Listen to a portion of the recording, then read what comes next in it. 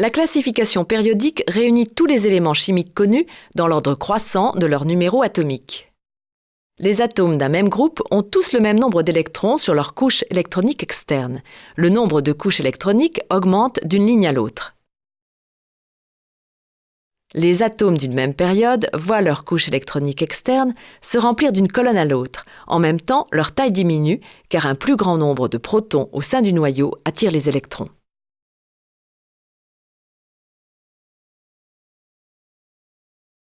Les éléments du groupe 1 sont les métaux alcalins à l'exception de l'hydrogène. Les atomes correspondants ont un seul électron sur leur couche externe.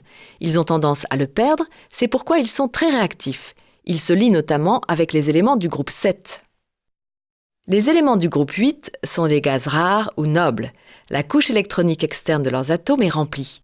Ils ne peuvent former de liaison et sont donc chimiquement inertes. Les éléments du groupe 7 sont les halogènes. Ils ont tendance à gagner un électron pour remplir leur couche externe. C'est pourquoi ils sont très réactifs. Ils se lient notamment avec les éléments du groupe 1. Les métaux ont comme couche électronique externe une orbitale s. Bons conducteurs de l'électricité et de la chaleur, ils sont solides à l'exception du mercure qui est liquide. Les métaux ont tendance à perdre des électrons pour former des cations.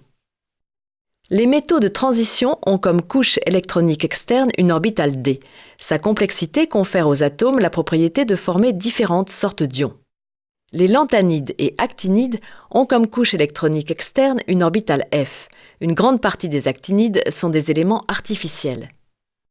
Les non-métaux sont en général des gaz. Ils ne sont pas conducteurs de l'électricité, à l'exception du carbone. Les non-métaux ont tendance à gagner des électrons pour former des anions.